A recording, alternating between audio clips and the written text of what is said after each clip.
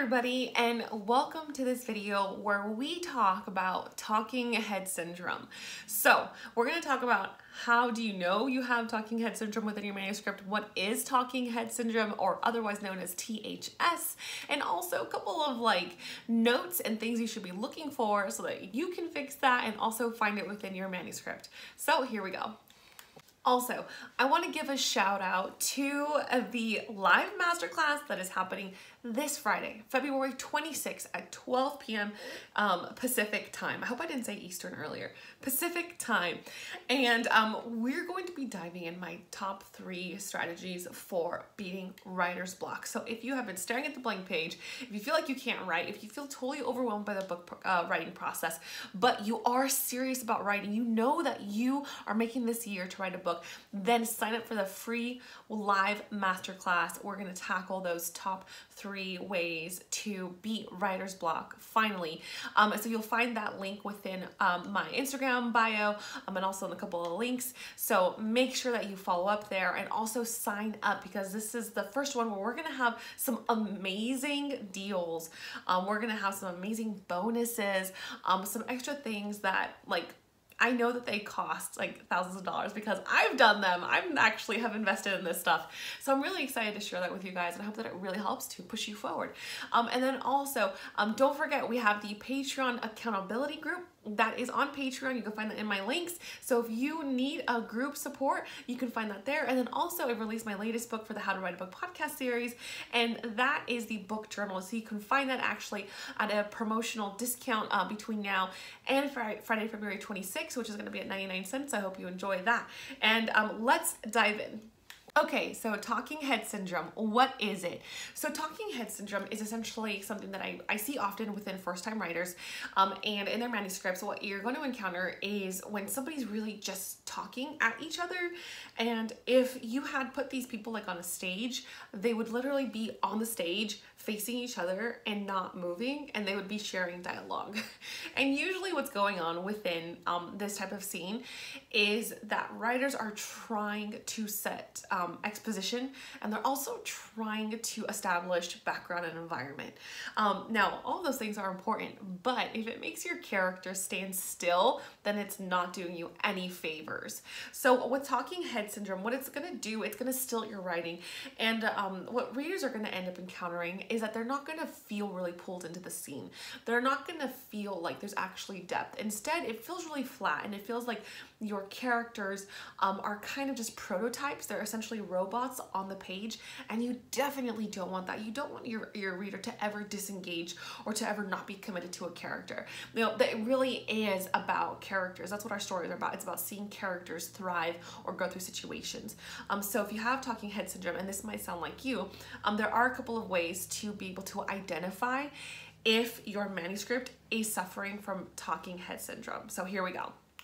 So tip number 1 is to ask yourself, when was the last time that your character moved? Now you can really do this by looking at your manuscript and asking yourself okay, my main character's name is Bob. When was the last time I actually had it in my manuscript? When is Bob moving? Was he driving the car? Was he getting groceries? When did I actually move him across the room? That is one of the first things that you can look for, is looking back into your manuscript and seeing when was the last action item that they actually performed. And you might be surprised because you'll have somebody, actually talking, and I'm going to put air quotes around that, they're talking, and they have never actually moved from their spot. So they'll be like, hey, Joan, and Joan will be like, hey, Bob, and they'll start asking each other about a murder mystery case, or maybe they're on a police report, and meanwhile they're saying hey, how are you doing, it's good to see you, it's good to see you as well. And so all they're doing is making you feel like you're watching a day-to-day interaction, and that is not what books are supposed to be for. We're supposed to be transported out of our daily lives. So look back and see if your character hasn't moved in a while, and you can go back and read and find out where they are. And you never know, you might actually have left them in the car 2 chapters back. You're actually oh, they're actually supposed to be back at their house by now. But when we don't take note of where they are physically, then it can get lost, and it definitely happens. I mean, that's happened to me as well, so don't feel bad about it. Just note where are they, so this way you can put them in the right place.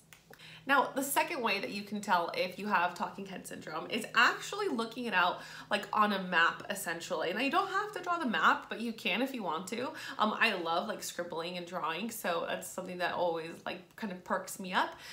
But asking yourself, take a scene out and ask yourself like, okay, hey, like this person is exchanging dialogue with someone else. Now, where exactly are they in the room? Okay, so say you have somebody who is going to go to the coroner and they need that report. So they enter the building and you know that you have to get them from the entrance back into the coroner's like office or like the morgue where they held the bodies. And you also need to make sure that that person is interacting the way a human would interact. So if, for example, you have a police officer, you know, this person's already very familiar with the morgue, with the coroner. This is their job. Unless they're a rookie, then make sure you take that into account. But if you have a seasoned officer, this is something that they do regularly, or perhaps it's a new situation and it's usually their partner, you know, then why is that? Take that into consideration, how they are acting and where you would put them within that building. So, if you have a seasoned police officer, he's going to enter that building, he or she or they will enter that building differently than someone who is not familiar with that building. That police officer is going to walk in with confidence and assurance because they know who they're going to. They're going to, I don't know, Betty at the front desk. You know, they know Betty. They had dinner with her once or something, and her kids, you know. That's the kind of background we want to know. That officer is going to go to this person with confidence. Hey, I'm leaning on the desk. Hey, I'm actually playing with that pen that you always have this fuzzy thing on. Or, hey, I'm actually not even going to go to the desk. I already know you well enough. I'm going to go all the way around to the back. I'm just going to say, hey, Betty, I'm here. I'm going to go to the back. I'll see you there. You know, all of that needs to be taken into account. Where's the stage? Where are they interacting? And also, what is their background to get them to that point? All right, versus somebody who's new. Maybe you have a rookie, or maybe you have somebody who's not even a cop, but they're not supposed to be there. And so they enter the building with caution. They have no idea what the layout is. They walk in. What's the first thing that you do when you enter a building you don't know? You walk in and you hesitate at the door. You're like, okay, I'm taking in my surroundings. Where's the front desk? Where's the person I need to be talking to? And also, where's the door to the morgue, right? I'm looking for that as well if I'm brand new to this building. So take that into consideration and then ask yourself, where on the stage am I gonna put them so that that can better convey what's going on within the scene? You know, what kind of emotions are we going for? Let's go back to that person who shouldn't be there. That person who shouldn't be there, you know, maybe they want to go get the body for whatever reason, right? I don't know, maybe they're part of the murder, or maybe it wasn't the right person, you know, they know it's like the evil twin, but they want to go see the body. So what are they gonna do? You know, you put them into that area and you're gonna ask yourself, are they gonna move slowly? Are they gonna move quickly? Are they gonna try to distract the person? Are they gonna fall? You know, just to maybe create some sort of diversion, you know, and use that as a way to ask yourself, are those things at play when you look at your scene or your chapter? You know, and if that person is stuck on the stage, if they're still in point A and they're not in point B, then you know that you are probably suffering from talking head syndrome because that person is just talking and they are not pushing through the scene. Tip number 3 is how big is your dialogue in your page, right? So especially dialogue. Now I see this a lot as well. So sometimes we will have people who they have a paragraph of dialogue and essentially they say, hey, Betty, he said, or she said, or they said, and then they kind of go into like, we're working on this case and this is everything that we're struggling with, and we also don't know why this person is dead. And so then it's a whole chunk of dialogue. Now, if somebody's talking for that long and that big, that means that they're not moving. And why do we know that? Because visually it's on the page. Visually it looks like a big square and you need to break it up. So if that person, it needs to be moved, and they do need to be moved, or they need to show some sort of action or moving on the stage, then you're going to break up the dialogue. The dialogue needs to be broken up. You know, maybe a couple of sentences at most on the page. So you have maybe a sentence of dialogue, then you have some movement. Maybe they're playing with the pencil, maybe they're moving across the office. Then you have a couple more dialogue between them and the characters. And then you have some more movement, and then you have some more dialogue, right? So the dialogue should be broken up. If you have a huge chunk of dialogue, it means that person is talking at the other character instead of talking with and conversing on a human level. So that is another way to tell if you are suffering from talking head syndrome. Okay, and the final tip here, actually like a bonus tip, but tip number 4 is comparing your page to the page of your favorite book. Now, pick a book that you love, remember one that you've read recently, like, oh yes, I love this scene, I love this chapter, it was amazing. Go ahead and take that out, look at it. Look at it on the screen, look at it on physically in your hands, and compare it to your actual page, to what you've written. Now, visually, it should look similar. It should look like you have some breaks in the paragraphs. Like you should have some pieces of dialogue, some that are shorter and others that are longer. In a lot of ways, crafting the book on the page is a lot like musical notes. The notes can go up and down. They get short and they get long. So take that into consideration. So we're gonna use that page out of your favorite book as an example. It should look close to that, and of course they're not always gonna be the same because you might have a different pacing in your scene, or you might have different types of characters or action, and action will like totally change the pacing of the sentences. But if your page has tons and tons of just thick text, or maybe it has barely any text, then, and you compare that to a page of your favorite book, it's going to give you an idea that you might need to add some more, or you might need to remove some, so you can get it closer to what your favorite book looks like. All right, so those are the top tips. However, we do have a bonus tip here, and that is that remember that physicality is important. Remember that actions do speak louder than words. So what do I mean by that? I mean that we of course want to have catchy dialogue, we want to have like really witty characters, but a lot of the times we as human beings, we actually interact on a level that is very physical. It's a lot more I would say primal. When we don't like something, we physically show it. Our faces change, our bodies change. When we feel like we're in danger, we automatically change. We change our postures, we change our voice, we change the way that we look at something. When we're in love, we are way different. We are very open, we're very wide-eyed, we're very maybe even giggly. So keep that in mind, that there are things that the human body can do that tells us more than me just saying, I'm in love with you, or me just saying, oh, I hate you. I never want to speak to you again.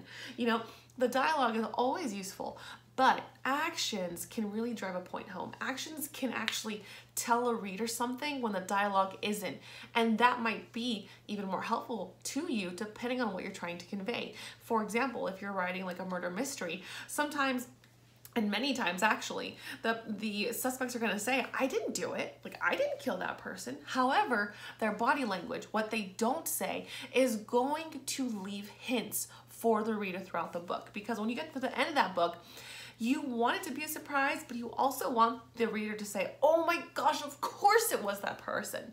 Of course, because they were doing all these things. And that makes total sense now, but they didn't see it during the book. So that's why physicality and actions are super important. So keep that in mind as you're writing.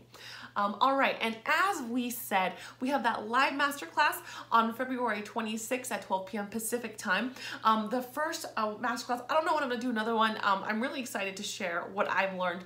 Not only through my coaching, but also through my own writing, and 2020 was a big year.